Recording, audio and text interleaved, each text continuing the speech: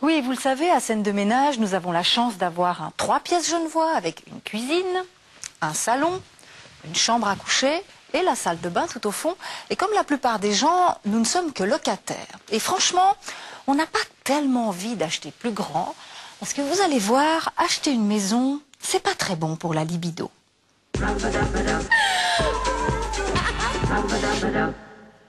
Home sweet home. Acheter une maison familiale, c'est le rêve de la plupart des couples. Un rêve qui, malheureusement, et ça arrive souvent, peut se transformer en cauchemar. Pour quelles raisons? Avec Xavier Nicole et Anne de Castello, nous vous avons préparé un petit conte de fées qui finit mal, comme les histoires d'amour en général. Il était une fois un couple qui s'était mis en ménage et venait de passer par la case mariage. Monsieur et madame vivaient dans un petit appartement, mais ils rêvaient de plus grand pour quand ils auraient des enfants. Pour cela, la meilleure chose à faire était de devenir propriétaire. Ils avaient toujours entendu qu'il fallait investir dans la pierre. Ça répond à la fois au niveau du couple à un besoin de projet, comme celui d'avoir un enfant ou plusieurs enfants, de construire pour les deux une carrière professionnelle. Et puis au niveau individuel, la maison répond à un besoin archaïque, dans la mesure où dans notre société, le temps est totalement désarticulé. Le temps, la durée ne sont plus des éléments qui nous rassurent. Par contre-coup, le lieu et le lieu de vie est devenu quelque chose d'extraordinairement rassurant. Et un jour, alléluia, la maison de leur rêve était là. Une villa mitoyenne sur plan, dans une banlieue plan-plan, avec coin barbecue et carnotze à fondue. Commença alors le parcours du combattant. Après le notaire, le banquier, l'architecte, il n'avait déjà plus un franc. Et personne ne sait où ils trouvèrent le temps, en plus de tout ça, de fabriquer un enfant. Oui, parce que ça fait beaucoup de choses à mener de front. Il y a les enjeux financiers, il y a toute la décoration, éventuellement les travaux. Il y a effectivement, avec l'arrivée de l'enfant, une ouverture de la maison sur le monde extérieur, sur l'école, sur les copains, les copines, les anniversaires, etc. Donc ça fait énormément de choses à mener de front qui peuvent survenir pour le couple, qui peut se trouver effectivement quelquefois un peu fatigué devant ces enjeux, ces défis qu'il se pose à lui-même. Les travaux commencèrent et ils n'étaient d'accord sur rien, même pas sur la couleur de la salle de bain. Il y eut des erreurs en série. À la place de la chambre du petit fut installée la buanderie. Comme par hasard, le chantier avait pris du retard. Le congé de l'appartement étant donné depuis longtemps, le couple dut s'installer chez les parents. Inutile de dire que non, ça n'a pas apaisé les tensions. Évidemment, quand on s'engage dans l'achat d'une maison, dans l'organisation d'une maison, dans un espace, dans une décoration, chacun vient avec sa culture familiale. Et il arrive effectivement que les deux cultures familiales sont contradictoires, opposées ou difficilement conciliables. Alors ça peut ouvrir des moments de négociation qui sont plus ou moins difficiles et quelquefois même effectivement des conflits ou en tout cas des moments de tension qui sont quelquefois difficilement résolvables. Ils emménagèrent enfin avec le bébé tout neuf dans le couffin. Au début, tout était rose. Puis, il y eut de petites choses. Par exemple, des voisins hystériques et des transports publics pas pratiques. Et puis, il sortait de moins en moins. Monsieur devint accro au bricolage, madame devint une maniaque du ménage. Il y a quelque chose qui peut devenir angoissant dans cette répétition des mêmes choses, des mêmes types de relations à l'intérieur et à l'extérieur de la maison. Donc, il arrive, j'imagine que les couples, quelquefois, n'osent pas même remettre en question ce côté figé parce qu'ils ont bien le sentiment qu'ils se sont beaucoup battus pour acheter cette maison. Et du coup, ils n'ont pas le droit à l'erreur, ils n'ont même pas le droit de montrer qu'ils se sont trompés. Depuis quelque temps, monsieur et madame se disputaient beaucoup à propos d'argent. Comme il fallait payer les créances, on ne partait pas en vacances. Madame, qui s'ennuyait dans la banlieue plan-plan, finit par prendre un amant. Quand la relation devint franchement infernale, monsieur et madame entamèrent une thérapie conjugale. Lorsque les conflits apparaissent, ce sont souvent d'ailleurs des conflits de territoire qui s'organisent dans la maison entre les deux membres du couple. Ensuite, au-delà de la charge affective, émotionnelle et symbolique, il y a aussi les enjeux financiers qui surgissent ou ressurgissent dans le couple. La thérapie échoua, le couple divorça et bien entendu, chacun voulait rester dans la villa. N'ayant pas réussi à s'entendre, les ex-époux décidèrent de la vendre.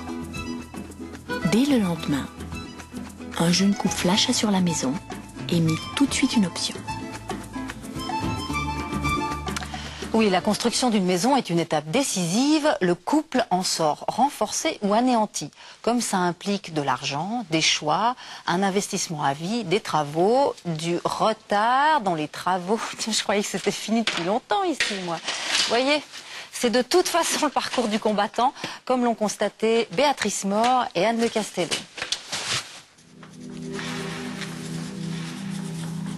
Il y a le grenier. Là, il y a notre chambre. Là, il y a la chambre d'un petit garçon. C'est magnifique d'avoir une maison, rien que pour soi. J'aime bien parce qu'elle est grande, j'aime bien ses colonnes. Un peu comme la maison de Georges Bush. Pourquoi Georges Bush? Parce qu'elle est jolie, sa maison.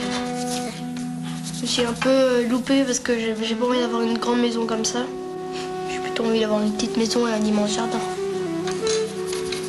Normalement, dans un immeuble, tu peux pas faire n'importe quoi. Tandis que là, tu peux chanter à minuit, quoi. Ce rêve de maison, Christophe et Céline, mariés, 2 garçons, l'ont réalisé. Ils ont fait le choix d'une maison mitoyenne dans un quartier résidentiel de Bienne. C'était quelque chose qu'on voulait absolument une fois devenir propriétaire. C'est un rêve, surtout avec 2 enfants, pouvoir vivre dans une maison avec son jardin.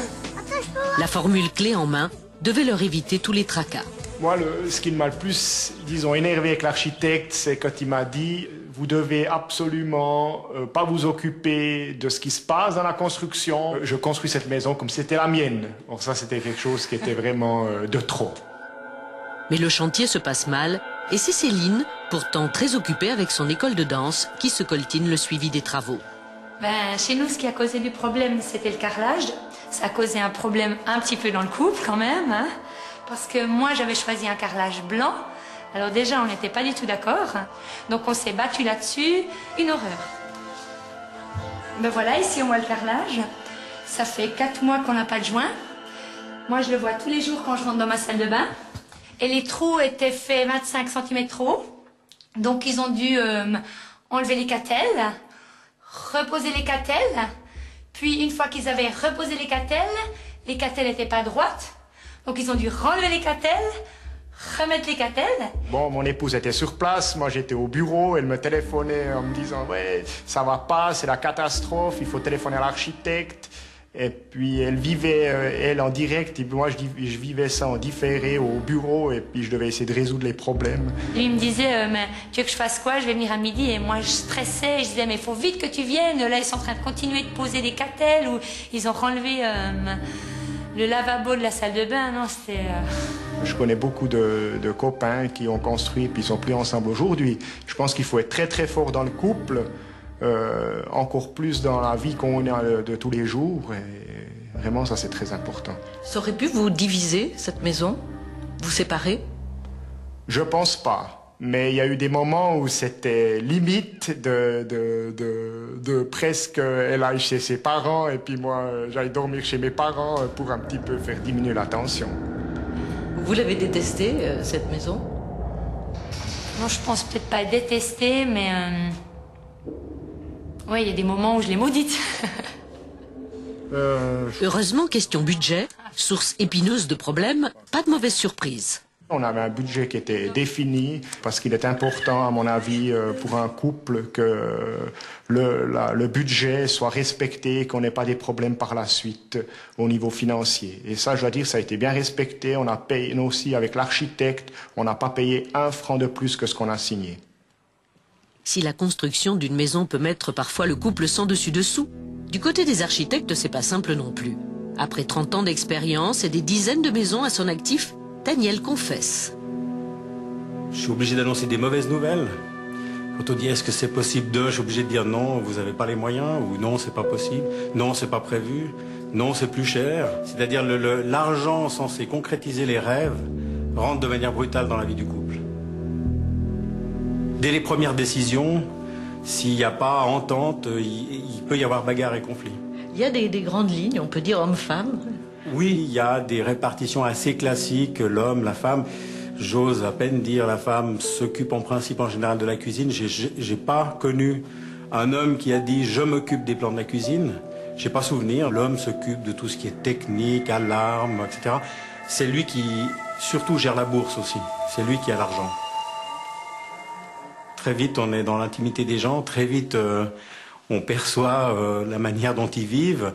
Même des fois, sans donner de détails, mais quand on parle d'un WC, quelle est la taille du WC? Ah non, mais je veux pas de WC dans la salle de bain, etc. Je veux un grand WC pour pouvoir mettre une bibliothèque parce que je veux lire.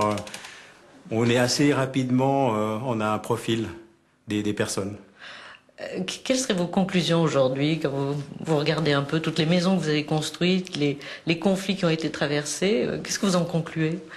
Alors, je donnerais un conseil aux gens qui éventuellement ont des problèmes dans un couple de ne pas construire, parce que c'est pas là que ça va se résoudre. La maison, alors en tout cas, c'est le lieu idéal pour faire tout exploser.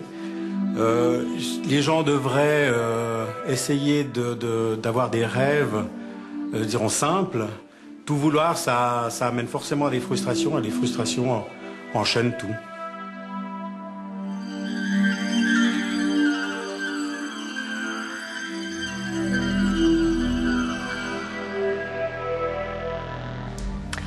Selon certains architectes, qui ne vont pas dire ça devant une caméra pour ne pas décourager de futurs clients, n'est-ce pas? Le pourcentage de divorces suite à la construction d'une maison frise les 50%. Ce lieu dont on a tant rêvé, que l'on a tant idéalisé, peut devenir une sorte de prison dorée et faire exploser le couple. Témoignage recueilli par Jane Bodbol et Anne de Castello. C'est moi qui avais envie d'une maison avec les enfants petits. Mon épouse a été emballée par l'idée et a fait beaucoup de recherches de maisons. On a beaucoup visité de maisons. Après, on a regardé. C'était une période très, très belle, en fait, la recherche d'une maison. Tous les espoirs nous étaient permis, quoi. Tous les rêves aussi.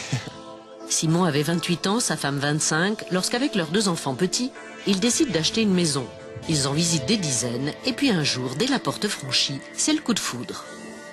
Ah, c'est très, très spacieux, très grand, cheminée, tout ouvert, en fait, c'est très moderne.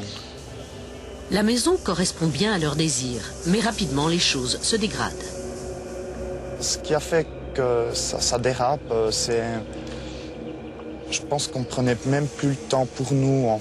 Il y a beaucoup d'entretien à faire autour de la maison, les alentours. On aimerait que ce soit fini tout de suite. En tout cas, un du couple aimerait que ce soit terminé rapidement. L'autre a plutôt envie de se poser un peu. Ça crée vraiment des décalages. C'est les premiers conflits et on se retrouve plus forcément... On le vit mal, en fait. On le vit mal. Les mois passent et le constat que fait Simon est amer.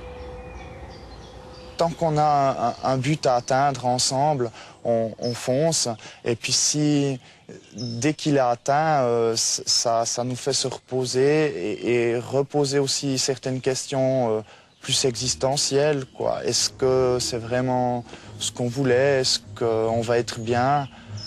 Je me suis senti un peu enfermé. C'était vraiment une sorte de prison dorée.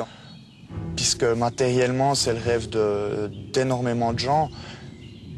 Et en fin de compte, le rêve comme ça, on on ne le veut pas, quoi. Je le voulais pas comme ça, quoi. Le couple finit par se séparer. Aujourd'hui, avec le recul, Simon fait la part des choses et dresse le bilan. Je pense pas qu'avoir une maison avant 30 ans, c'est dangereux, mais... je pense que... peut-être ça vaut la peine d'attendre quand même. Bâtir ensemble, investir dans du concret, payer un prêt plutôt qu'un loyer. Les maisons ont la cote et les projets sortent de terre nombreux. Les agences immobilières, elles, sont aux premières loges pour la vente et parfois la revente des maisons.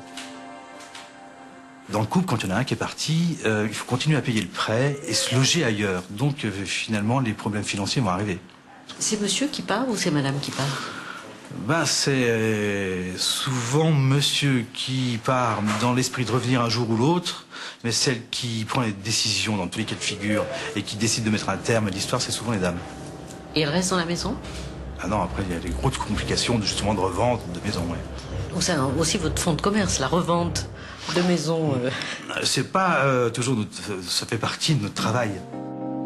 Finalement, la maison, c'est comme un examen de passage. Si certains couples sont recalés, d'autres au contraire en sortent renforcés. Il y a beaucoup de couples qui ont eu des difficultés dans leur vie, mais le fait d'avoir construit leur maison fait que peut-être qu'ils ne remettent pas tout en cause, parce que justement la maison est le lien, que c'est toute une vie, et qu'ils se disent on réfléchit, on pose les choses à plat, on a la maison, on va pas parler de séparation, donc les maisons elles unissent aussi.